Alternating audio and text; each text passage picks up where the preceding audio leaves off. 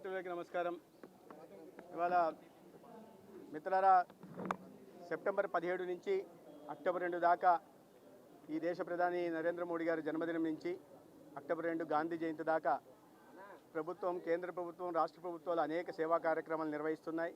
వాటిలో స్వచ్ఛతా హీ సేవా కార్యక్రమం ఒకటైతే మాకే నామ్ ఏక్ పేడ్ అంటే మొక్కల పెంపకం గురించి, పర్యావరణ సంరక్షణ గురించి కూడా ఈ విద్యార్థుల్లో, ప్రజల్లో అవగాహన కల్పించే ప్రయత్నం ప్రభుత్వం చేస్తూ ఉంది. అనేక రకాల సేవా కార్యక్రమాలుగా నిర్వహించాల్సింది కూడా నిర్దేశించడం జరిగింది. ముఖ్యంగా రక్తదాన శిబిరాలు, అదేవిధంగా మెడికల్ క్యాంపులు కూడా నిర్వహించడం. ఎందుకంటే ఈ దేశంలో అనేక మంది రక్తహీనత వల్ల బాధపడుతున్నారు కాబట్టి రక్తదానం చేయడం అనేది మహాదానంగా ప్రజల్లోకి అవగాహన కల్పించే ప్రయత్నం కూడా ఈ పక్షం రోజులు జరుగుతున్న 15 రోజులు జరుగుతున్న అనేక కార్యక్రమాల్లో తెలియజెప్పడం జరుగుతూ ఉన్నది. దాంట్లో భాగంగానే ఇటీవల వరద ప్రాంతాల్లో ఎన్ఎస్ఎస్ కానీ, జనసేవా సొసైటీ ద్వారా జరిగిన సేవా కార్యక్రమాల్లో పాల్పంచుకున్న యువతను ప్రోత్సాహం కలిగించడం కోసం, అదేవిధంగా ఇతరత్ర ఏక్ పేడ్ మాకే నామ్ పేరుతో కూడా మొక్కల పెంపకానికి తోడ్పాటును అందించిన విద్యార్థులను అభినందించడం కోసం ఇవాళ కార్యక్రమానికి రావడం జరిగింది. తిరుమల ఏదైతే జరిగిందో, తిరుమలలో జరిగిన విధానం ఒకటి మీరు మొదటి నుంచి తెలుసు. జగన్మోహన్ రెడ్డి గారు తను ముఖ్యమంత్రి అయిన నాటి నుంచి తిరుమల తిరుపతి దేవస్థానం పవిత్రత తగ్గించే ప్రయత్నం చేస్తూ వచ్చారు. అనేక రకాలైన కార్యక్రమాలు ఆ రకంగా చేస్తూ వచ్చారు. వాళ్ళు చాలా ఉదాహరణలు ఉన్నాయి. ఒక తిరుమల తిరుపతి కాకుండా మొత్తానికి హిందూ సంస్కృతి మీదే దాడి మొదలుపెట్టారు. ఆలయ ఆస్తులను వేలం కానీ, లేదా ఇతర మత ప్రచారానికి ఒక రకంగా సహకరించడం కానీ, లేదా ఇతర మతాలను ఆచరించే వాళ్ళని చైర్మన్గా నియమించడం కానీ, అనేక రకాల నిధులు దారి మళ్లించే ప్రయత్నం కానీ చేస్తూ వచ్చారు.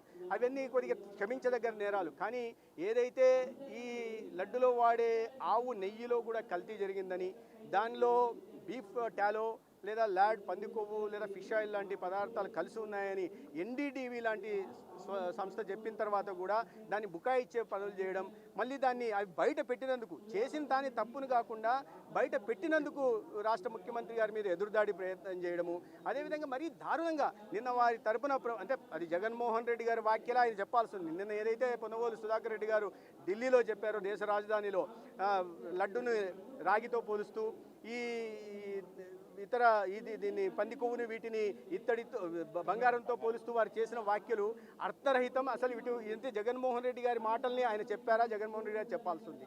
ఒకవైపు తప్పు చేసి మరీ బుకాయించడం, తప్పు ఇది కమిషన్ల కోసం చేసినట్టుగా స్పష్టంగా తెలుస్తూ ఉంది. ఇటువంటి కొన్ని వందల కోట్ల మంది హిందువులు ఆరాధించే పవిత్ర స్థలం తిరుమలలో ఇటువంటి అరాచకాలు జరగడం అమానవీయం, అమానుషం, క్షమించరాని నేరం.